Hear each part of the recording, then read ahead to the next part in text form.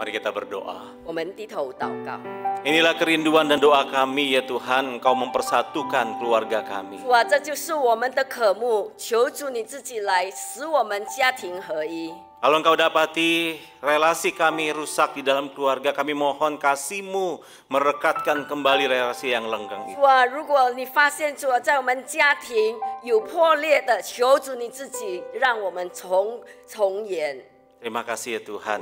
主啊，感谢你， Kami mau belajar akan firman-Mu, kami mohon Roh-Mu menolong kami untuk 我们 dapat, 要聆听你的话语，求主你的圣灵自己运行在当中， agar kami dapat memahami dan mengerti kebenaran firman. 让我们可以明白主你自己的话语， Bantu kami juga untuk jadi pelaku-pelaku daripada kebenaran 也 firman. 求主你自己帮助我们成为行道的人。 Tolong kami semua, baik yang menyampaikan maupun yang mendengarkan, kami sama-sama tunduk dan taat kepada firman-Mu. 主啊，求你帮助我们，无论是讲的、听的，让我们都顺服在你的话语里面。 Demi nama Tuhan kami Yesus Kristus kami 我 berdoa. 们奉靠主耶稣基督圣名祷告， Amin. 阿门。 Silakan duduk Bapak Ibu jemaat sekalian.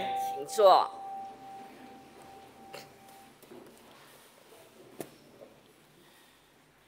Saudara, satu kali ada seorang istri, dia berbicara dengan suaminya. 有一次，有一个太太，她跟她的先生谈话， Dia bilang, "Bang, aku ini sama kamu sedang membangun rumah tangga atau rumah sosial?" 她说：“哥啊，我跟你建立的是家庭，还是那个就是一个慈善所？” Setiap hari dari sejak menikah bawaannya aku nangis terus. 然后我每天好像都是在哭泣度过。 Gak pernah ada aku tuh sukacita, tertawa menjalani kehidupan pernikahan kita. 然后我从来都没有很开心的在那里欢笑的度日。 Kamu pulang aku nangis, kamu pergi aku nangis, kau tidak ada pun aku nangis. 你回来我也哭，你出去我也哭，你不在我也是哭。 Sebenarnya kita ini lagi membangun rumah tangga apa rumah sosial. 我们是正在建立一个家庭，还是一个慈善所？ Nah, saudara, kita pahami sebenarnya relasi suami istri, orang tua anak, mertua menantu adalah sebuah relasi yang sangat kompleks, bukan? 应该我们晓得，我们的家庭，不管是先生跟太太，还是父母跟儿女们，我们都是一个很复杂的一个关系。 Dan saudara, masalahnya relasi-relasi itu tidak bisa lepas begitu saja, saudara. 而且我们的关系不能就这样的把它散掉。 Setiap kita saling terkoneksi satu dengan yang lainnya. 但是我们每一份子，我们都是连接的。 Bahkan kalau kita mau jujur, saudara, kita sendiri adalah produk daripada keluarga kita hari 所 ini. 以我们要诚实的我们要承认，我们本身就是家庭的一份子。 Bukan hanya ada kemiripan secara fisik, tetapi secara emosional, secara karakter, secara perilaku dan pola pikir kita mirip dengan keluarga kita. 我们不单单我们身体的特征相似性，但是我们也涉及到我们的思考模式、我们的行为和我们的性格都有蛮相似的。 Banyak orang berusaha untuk menyangkali realitas ini, saudara. 有很多人他们就否认了这样的一个关系存在。 Namun tetap saja kita adalah produk daripada keluarga kita. 但是不管如何，我们还是家庭的一份子。 Nah, saudara, relasi adalah sebuah bagian yang penting yang tidak dapat dipisahkan di dalam keluarga. 所以弟兄姐妹，我们一个关系是非常在家庭是不能分开的。 Nah, di dalam perjalanan relasi bersama dengan anggota keluarga itu tidak selalu aman-aman dan baik-baik saja, saudara. 而且我们在跟我们家人相处的过程中，不是每次都一帆风顺的。 Kita menyadari bahwa relasi yang terbangun dalam keluarga penuh dengan dinamika. 我们知道，在我们与家人相处，我们有很多的那个有很多的形态。 Ada senang, ada sedih, ada luka, ada kepahitan, ada rasa syukur dan sebagainya macamnya, 我 saudara. 们在当中，在整个过程里面，我们有开心，我们有不开心，我们有苦毒，我们有欢乐等等，很复杂的都在里面。 Nah, bagaimana kita memproses semua dinamika di dalam relasi itu bersama-sama dengan keluarga 我 kita. 们如何的是在里面的整个过程的动态里面，我们怎么去扮演各自的角色？ Mari kita belajar dari firman Tuhan, mari kita membuka di dalam Surat Efesus pasal 6 ayat 1 sampai dengan ayatnya yang 我们 ketiga. 一起从神的话语来，我们来学习以弗所书第6章第1到第4节。 Firman Tuhan demikian, hai anak-anak, taatilah orang tuamu di dalam Tuhan karena demikianlah yang benar. Hormatilah ayahmu dan ibumu, ini adalah suatu perintah yang penting seperti yang nyata dari janji ini supaya kamu berbahagia dan panjang umurmu di bumi. 做儿女的，你们要在主里听从父母，这是理所当然的。当孝敬父母，使你得福，在世长寿，这是第一条带应许的诫命。 Saudara, menarik sekali dalam suratnya kepada jemaat di Efesus, Paulus memberikan penekanan tentang relasi antara orang tua dengan anak.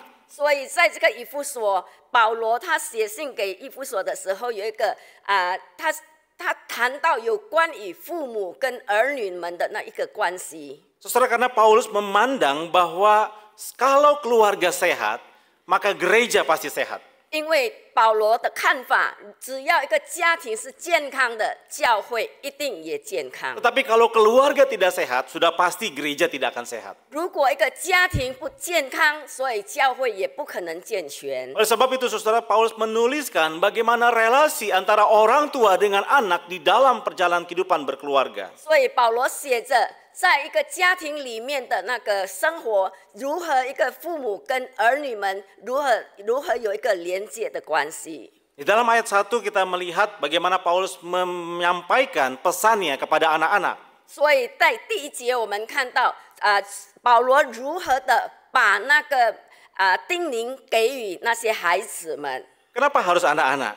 为什么必须要有孩子？ Saudara, karena Paulus menyadari bahwa di dalam komunitas orang percaya bukan hanya orang dewasa yang hadir, tetapi juga di dalamnya ada anak-anak. 因为保罗他晓得，在整个团体里面，不单单只有成人而已，但是孩子也包括在内。 Gereja tidak boleh dan tidak akan pernah meniadakan peran anak-anak di dalam komunitas orang percaya. 所以在信徒的一个团体里面，教会不能忽略了孩子的存在。 Karena meskipun mereka masih kecil, mereka juga adalah penerima janji-janji Allah. 虽然他们还小，但是他们也是接受上帝应许的一份子。 Maka seharusnya kalau misalkan dalam ibadah intergenerasi, kalau dihitung orang, saudara, anak pun dihitung satu orang.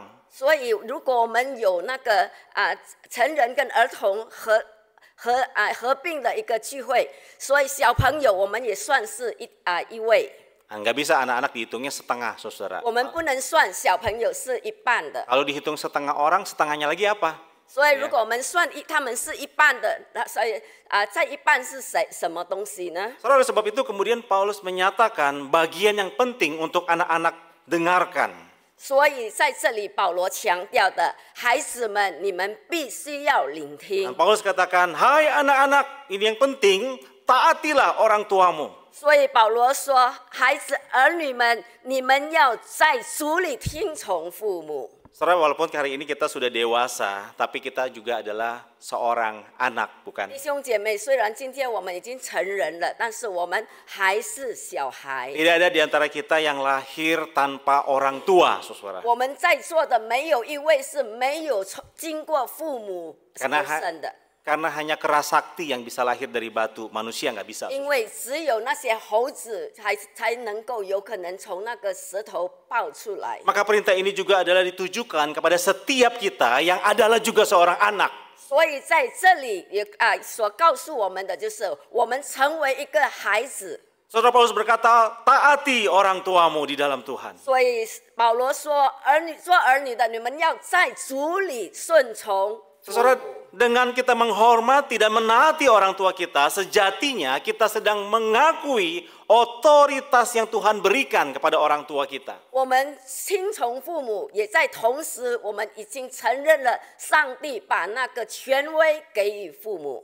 Saudara, orang tua adalah wakil Tuhan di tengah-tengah dunia ini untuk menyatakan kasih dan pemeliharaannya bagi kita. 所以父母是在这个世界，他是表达他的保护及他爱我。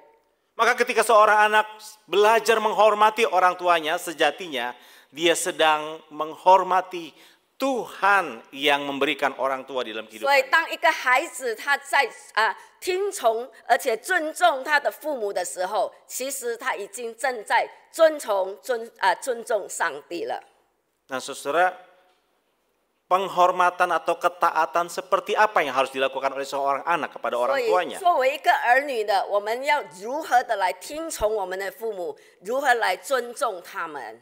Saudara, memang di dalam bagian ini tidak dijelaskan dalam hal apa saja anak wajib menghormati orang tuanya. 虽然在这一段的经文当中没有告诉我们很清楚的，我们在哪方面必须听从他们，必须尊重他们。 Tetapi dalam bagian ini kita memahami bahwa ketaatan terhadap orang tua itu tidak terbatas, saudara. 在这里很清楚的，我们知道我们在顺从父母的方面是无限的， Seorang anak harus menaati orang tuanya dalam segala hal. 所以我们必须在各方面我们都要顺从我们的父母。 Tapi jangan lupa ada kalimat berikutnya, dalam Tuhan. 但是我们不要忘记刚才我们所读的那句话，就是我们要在主里面听从父母。 Artinya selama apa yang disampaikan, dipikirkan, diperintahkan oleh orang tua seturut dengan firman Tuhan, anak wajib menaatinya. 意思就是说，只要我们父母他给的命令是在主里面的主话语里面的范围，我们必须要听。 Tetapi kalau perintah, arahan, bimbingan orang tua tidak sesuai dengan firman Tuhan, 但是如果我们父母他给的指导，他给的教导是不合乎神话语的范围， maka kita tidak perlu menaatinya, kita lebih memilih menaati firman Tuhan. 所以我们必须更加尊重、更加顺服上帝，过于尊重我们的父母。 Namun pada waktu kita menyampaikan keberatan karena itu tidak sesuai dengan firman Tuhan, hendaknya kita sampaikan dengan rasa hormat dan sopan. 但是，当我们要告诉他们我们不能接受的时候，我们也要一个很尊重的态度，一个很有礼貌的态度来转达。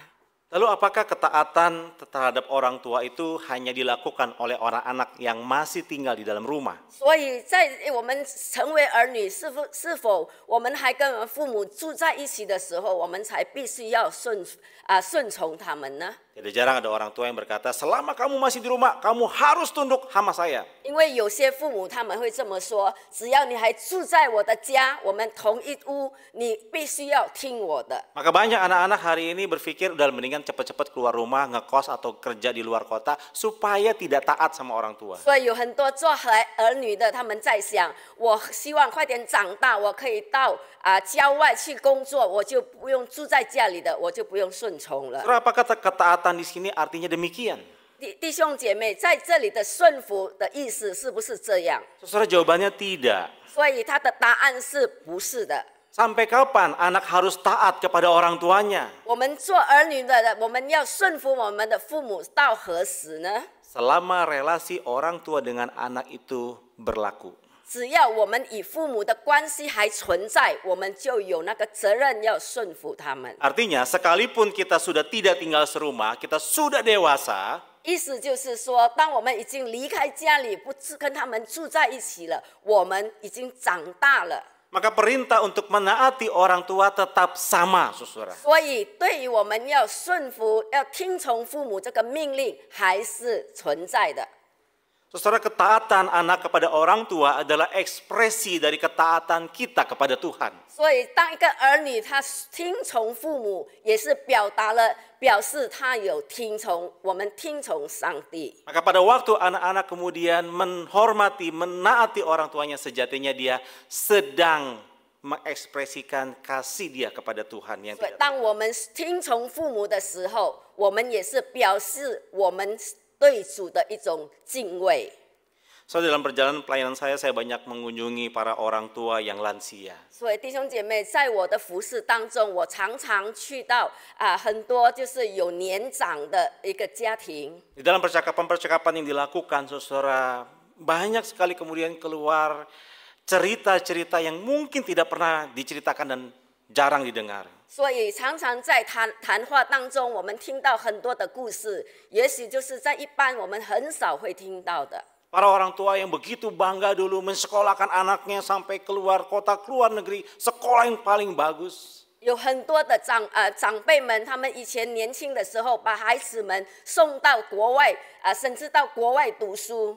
Tapi ketika dia sudah tua, tidak ada satupun anak yang bersama dengan dia. 但是到他年迈的时候，没有一个儿女在他身边。 Bahkan ketika dia sudah tidak mampu lagi melakukan sesuatu hal secara mandiri, membutuhkan banyak bantuan orang lain. 当他已经年老了，他已经没有能力自理了， Tidak ada satupun anggota keluarga yang bersama-sama dengan dia. 没有一个儿女们可以陪在他身边。 Maka tidak heran ada banyak orang tua yang hari ini merasa kesepian. 所以今天有很多的老年人，他们感觉到非常的孤单 Ada。banyak orang tua yang merasa putus asa. 有很多他们觉得很绝望。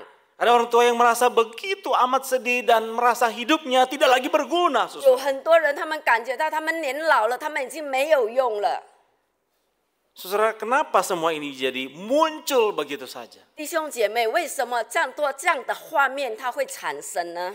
Saudara, bukankah semua ini menunjukkan adanya sebuah kegagalan daripada seorang anak yang tidak menghormati dan menaati orang tua? 这一切的发生都是因为，当一个小孩你真的失败了，你没有办法去尊重，没有办法去敬爱你的父母。 Ketaatan kita membutuhkan tanggung jawab yang besar. 我们的顺服必须要很大的一个责任。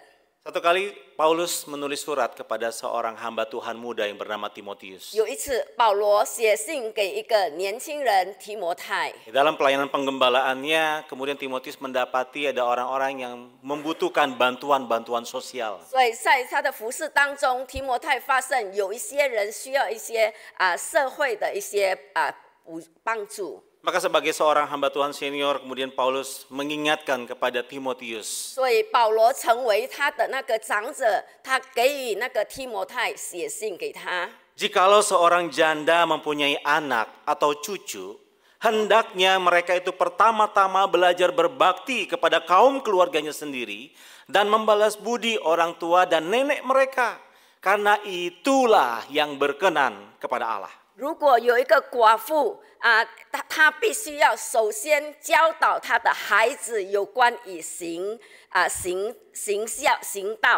孝，因为那就是神所喜悦的。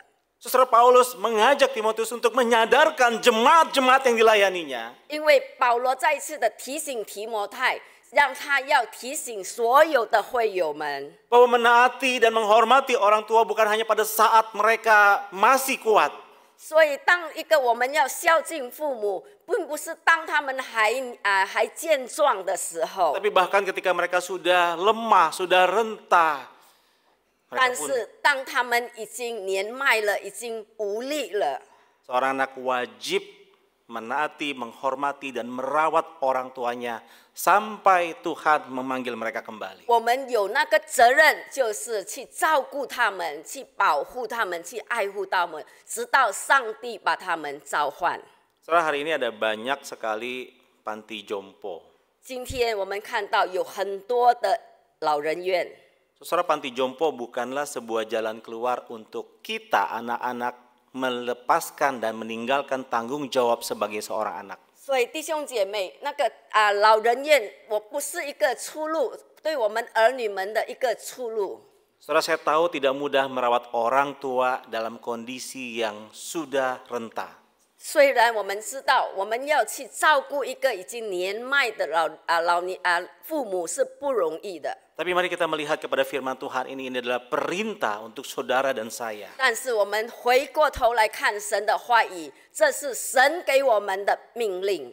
Maukah kita belajar tunduk kepada perintah ini? 我们愿不愿意，就是我们顺服神的话语。 Yang kedua, saudara, 第二点 Efesus 6 ayat 4. 就是以弗所书第6章第4节， Ini adalah perintah untuk para orang tua. 这是给予每一个做父母的。 Hai bapak-bapak, janganlah bangkitkan kemarahan anak-anakmu, tetapi didiklah mereka di dalam ajaran dan nasihat Tuhan. 所以那里告诉我们说，做父亲的，你们不要激怒儿女，但要照着主的教导和劝解养育他们。 Saudara, meskipun di dalam bagian ini ditulis bapak-bapak, tetapi perintah ini bukan hanya untuk bapak-bapak, 所 saudara. 以弟兄姐妹，虽然这一段他写的是父亲， Karena tugas untuk mendidik anak-anak itu adalah peranan kerja keras suami dan istri, papa dan mama. 所以在这里不单单指的是父亲而已，但是在教育儿女们都是父亲就是父亲跟那个爸爸跟妈妈两个人，他们必须要努力的。 Maka kita perlu menyadari peranan ini, saudara. 所以弟兄姐妹，我们必须要很清楚我们的角色。 Hari ini ketika saudara dan saya dipercayakan Tuhan anak di dalam kehidupan kita, maka tugas kita adalah mendidik mereka. 所以，如果上帝今天把儿女们交托给我们，我们就有那个义务去教育他们， Secara khusus untuk para bapak-bapak. 特别是做爸爸的。 Saudara, saya bukan berhadapan dengan saudara, tapi saya berdiri sebagai seorang yang sama dengan saudara sebagai seorang ayah. 所以弟兄姐妹，我不是站在你们做父亲的面前，但是我本身也是一个父亲。 Saudara, kehadiran seorang ayah di dalam pertumbuhan seorang anak itu begitu penting. 所以弟兄姐妹，一个父亲他在一个儿女的成长的过程是非常的重要。 Saudara, ada anak-anak yang mengalami penyimpangan di dalam banyak hal karena absennya kehadiran seorang ayah. 有很多小孩他们走了偏路，是因为他们在他们的成长过程，父亲的不存在。 Papanya bukan tidak ada di rumah, papanya ada di rumah. 所以他爸爸并不是不在家里，他爸爸有在家， Tetapi anak kehilangan figur seorang papa. 但是他们失去了一个爸爸的形象。 Papa yang mengayomi, papa yang merangkul, papa yang mendampingi, memberikan arahan, tidak ada. 所以他们得不到一个父亲应该是在那里给予他们榜样，在那里爱护他们，在那里教导他们。 Maka banyak anak-anak yang kemudian mencari figur itu di luar sana. 所以很多小孩因此他们就在外面去找另外一个对象。 Syukur-syukur kalau mereka larinya ke gereja, ada para pemimpin-pemimpin rohani, pembina, kakak rohani, abang rohani yang bisa menolong mereka. 如果他们来到的是教会，有很多那些属灵长辈在那里可以教导他们，在那里可以带领他们， Tapi 他 kalau 们就是有福了。 Tetapi kalau mereka mencari di luar sana dan mendapatkan yang keliru, maka semakin jauhlah mereka. 但是如果他们去外面、去别的地方去寻找，他们找错对象的话，所以他们越走越偏了。 Hari ini buat para bapak-bapak, mari kita sadari peranan kita begitu penting. 所以弟兄姐妹，特别是当父亲的，你们要晓得你们的角色非常非常的重要。 Saudara, dalam bagian ini Paulus ingin menekankan dua hal. 所以在这里，保罗想要强调两点。 Yang pertama adalah jangan bangkitkan kemarahan anak-anak. 第一点是，你们不要激怒你们的儿女。 Saudara, artinya adalah para orang tua, mari kita menyadari jangan kita mengatakan atau melakukan hal-hal yang mampu menimbulkan kemarahan dalam hati anak kita. 意思就是说，在我们的所作所为，不要产生一种可以激怒我们的儿女们的。 Apakah artinya nggak boleh mendisiplin anak?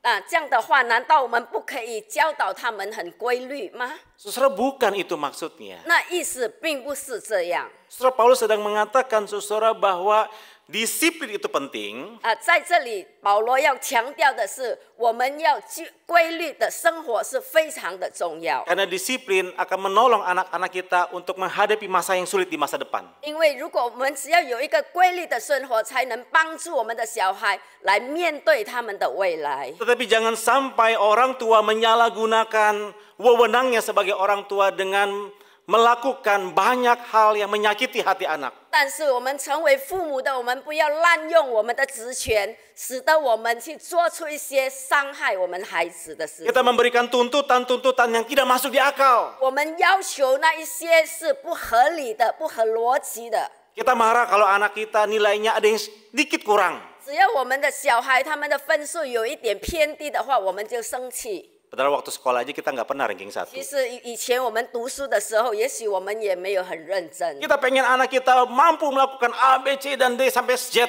我们要求我们的孩子可以做从1到第10。 Padahal kita pun tidak mampu melakukan semua itu. 其实我们本身也没有那个能力去做。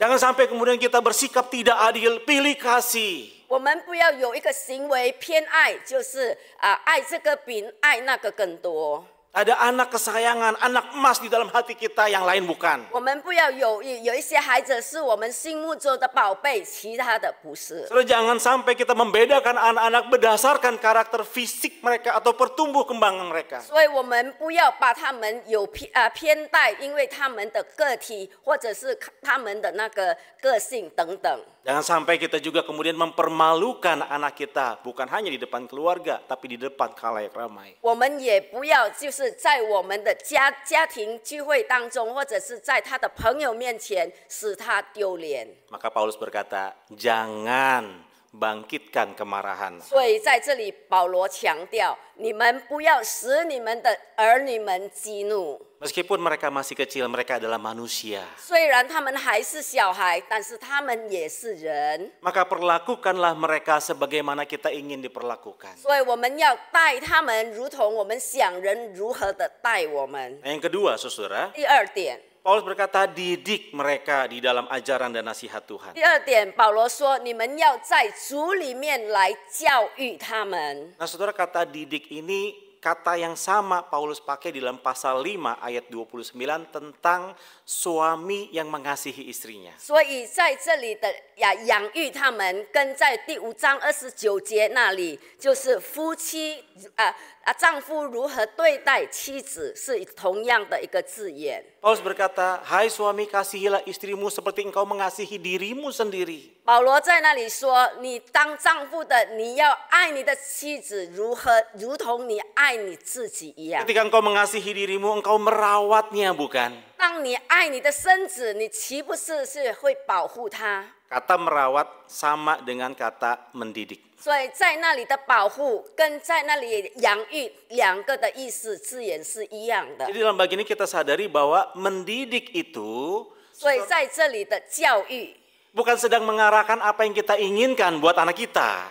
并不是我们去教导他按照我们所要得到的，我们所想的。 Bukan sedang menggenapi mimpi kita yang tidak tercapai kepada anak kita. 并不是我们希望我们的理想、我们的梦想没有达成的，我们希望从我们的孩子的身上去完成。 Tetapi mendidik ini adalah kita merawat anak-anak yang Tuhan percayakan. 在这里的养育，是我们真的在主里面好好的保护他们。 Bagaimana sih kita merawat tubuh kita?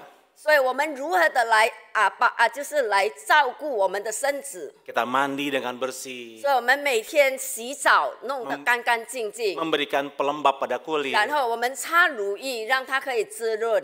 kuku yang panjang kita 我 guntingin, 们的指甲太长了，我们把它剪。 dan sebagainya macamnya, saudara. 而且我们做很多很多的事。 Nah, demikian pula ketika kita dipercayakan untuk mendidik anak-anak kita. 所以当上帝把那个孩子信任给我们，让我们去照顾他们的， Mari kita merawat mereka dengan sungguh-sungguh di hadapan Tuhan. 所以我们也要在主面前好好的来养育他们。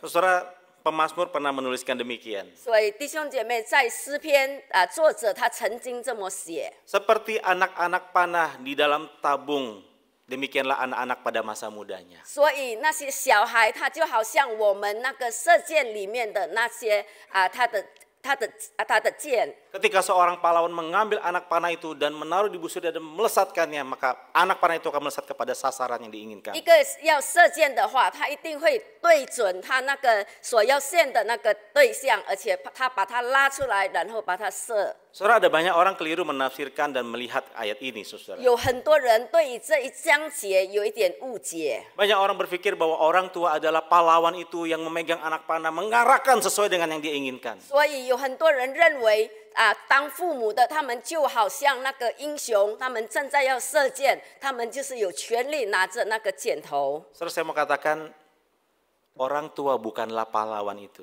但是我要说的，我们成为父母，我们并不是那个英雄， Pahlawan itu adalah Tuhan. 但是那个英雄本身就是上帝自己。 Lalu di mana orang tua? 然后做父母的他们的角色在哪里呢？ Orang tua adalah busur daripada yang dipegang oleh Tuhan. 但是我们做父母的，我们只是那个弓而已。maka seberapa lentur busur itu, seberapa kuat tali busur itu akan menolong anak panah melesat dengan sangat pesat. 所以那个弓它有多么的那么的可以有弹性，所以那个小箭头它也可以拉得多远。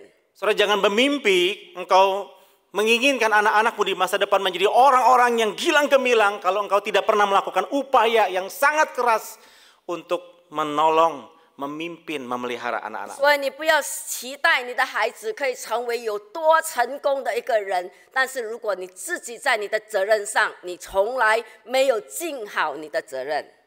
Ada orang pernah bilang begini, saudara. 有的人曾经这么说： Barang rusak, kalau di tangan yang benar akan jadi benar. 如果一个坏的东西交在一个对的人的手，它一定会变好。 Tapi barang yang baik di tangan yang rusak akan menjadi rusak. 但是一个好的东西交给一个坏的手，它已经变成坏的东西。 Terus saya rasa kata-kata ini ada benarnya. 我觉得这句话有它的道理。 Saudara, kalau kita mempercayakan barang yang baik kepada tangan yang rusak, yang ada barang yang baik itu pasti rusak. 如果我们把一个好的东西，我们把它交给一个坏的手，所以那个东西久而久之就会坏掉。 Tapi kalau barang yang rusak yang kita punya, kita bawa ke orang mekanik yang tangannya benar, dia pasti memperbaiki dengan. 但是如果我们一个坏的东西，我们把它交给一个正常一个好的手，他会把它修好。 Saudara, anak-anak itu adalah anugerah Tuhan. 弟兄姐妹，孩子们是上帝的恩典， Tuhan titipkan kepada saudara dan saya. 上帝把它托付给你。 Mereka bukan milik kita, mereka milik Tuhan. 他们不是你的拥有，但是它是属于上帝的。 Tetapi pertanyaannya, waktu Tuhan titipkan ke tangan saudara, 但是问题是，当上帝把它交在你的手里的时候， apakah saudara dan saya memeliharanya dengan benar? 我们是否有好好的把它教育好，把它保护好， Sesuai dengan ajaran Tuhan. 就是按照神的话来教导他 Atau 们， jangan-jangan kita justru merusak pemberian Tuhan 或 itu. 者是用我们的手去把它毁坏掉。 Bagaimana cara kita membesarkan dan memperlakukan anak-anak akan mempengaruhi masa depan mereka. 我们如何的把他们带大，我们如何的教育他们，会影响他们的未来。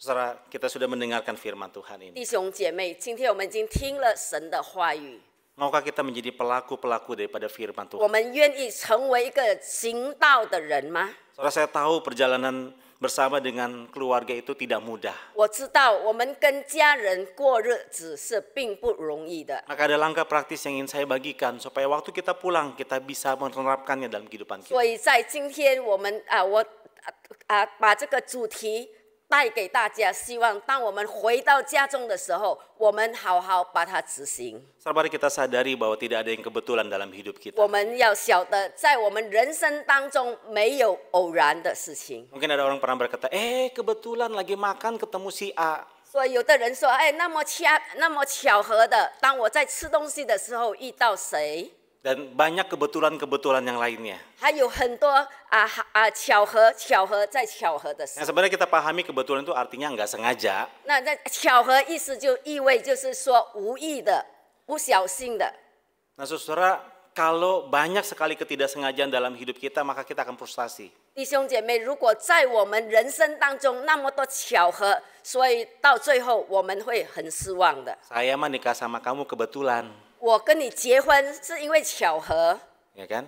Punya anak kayak kamu tuh kebetulan. 我 Gitu. 有这样好像你一个孩子也是巧合。 Nah, saudara, kita pasti akan frustasi melihat itu semua. 我们如果以巧合的眼光去看，我们永远都会觉得很失望的。 Karena istilah kebetulan lebih banyak negatifnya daripada 因 positifnya. 为巧合的东西大部分都是负面的多于正面的。 Kalau mari kita menyadari bahwa tidak ada yang kebetulan dalam hidup. 所以弟兄姐妹，我们再一次的让我们来调整我们的眼光，我们人生没有巧合的， Allah yang maha kuasa, Allah yang juga berkuasa mengatur seluruh perjalanan hidup kita. 因为我们全能的上帝是他管理，是他掌管我们人生的一切。 Allah yang sama juga Allah yang mengizinkan setiap peristiwa yang terjadi dalam hidup kita. 我们的也是我们全能的上帝，他允许所有的事情发生在我们身上。 Dengan maksud dan tujuan untuk mendatangkan kebaikan buat saudara dan saya. 所有发生的事情会带给你我会有好的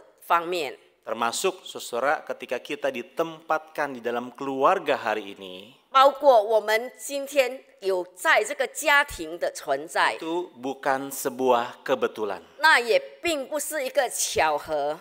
Tuhan di dalam kekekalannya dia sudah merancangkan dan tahu saudara akan hadir di tengah-tengah keluarga ini. 但是在永恒里面，上帝他已经计划好了。 Dan Tuhan mau saudara dan saya menggenapi rencana Tuhan di dalam perjalanan hidup kita. 而且上帝他要我们在他的计划当中来就是完成他的心愿。 Maka waktu kita lihat keluarga kita, 所以当我们看我们的家庭， jangan bandingkan dengan orang lain. 所以我们不要跟另外的家庭做一个攀比。 Tapi mari kita berdoa kepada Tuhan, kita bersyukur untuk keluarga yang Tuhan 但 beri. 是我们看我们的家庭，我们用一个感恩的心，我们去领取 Dan。minta Tuhan menolong kita untuk menjalani apa yang Tuhan inginkan di tengah-tengah 我 keluarga. 们求主来帮助我们，让我们明白上帝把我摆在这个家庭有他什么样的一个计划。 Yang kedua, saudara, tidak ada manusia yang sempurna. 第二点，我们在世界上没有一个完全的人。 Saudara, kita seringkali lupa bahwa manusia di dalam dunia ini nggak ada yang sempurna, termasuk diri kita. 我们常常忘记了，在这世界上没有一个完全人，包括你和我。 Kita adalah orang-orang berdosa yang hidup di tengah-tengah dunia yang penuh dengan dosa. 我们是一个罪人，而且我们就活在这个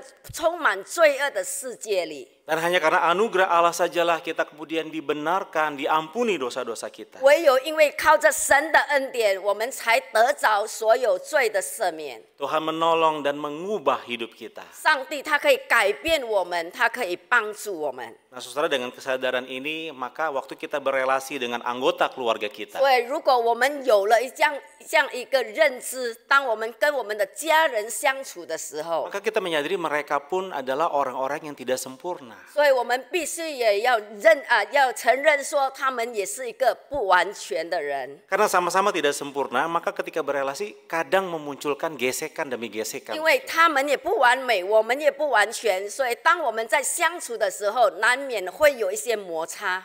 Tapi ketika gesekan demi gesekan itu terjadi, mari kita juga menyadari bahwa ada kasih Tuhan yang merekatkan setiap kita di dalam keluarga. 在我们有摩擦的同时，让我们可以来意识到有上帝的恩典在里面，把我们连接起来。 Karena di dalam keluarga lah saudara dan saya diberikan ruang praktikum untuk mempraktekkan kasih Tuhan secara nyata. 唯有在我们的家庭里面，上帝给我们有一个实验室，让我们可以在那里去来表达我们爱。 Kita belajar mencintai seperti Tuhan mencintai. 我们去学习去爱彼此，好像上帝爱我们一样。 Baik itu anak-anak, orang tua, pasangan, ipar, mertua, menantu, dan lain sebagainya. 不管那个是父母跟儿女，或者是另一半我们的另一半，或者是婆媳关系等等。 Yang ketiga, saudara, mari kita juga pahami bahwa kita adalah orang-orang yang terus berproses di dalam Kristus. 第三点，让我们也明白说，我们是一个不断进入一个过程的一个人。 Maka ada sebuah lagu sekolah minggu mengatakan, sedikit demi sedikit, tiap hari tiap sifat Yesus mengubahku. 就是一天一天、一点一滴的，主耶稣他改变我， Sedikit demi sedikit kita diubahkan. 一点一点的主耶稣他改变我们。 Saudara, maka mari kita membuka ruang proses itu di dalam keluarga kita. 所以，但愿我们在我们的家庭当中，我们把这样的一个过程，我们把它打开。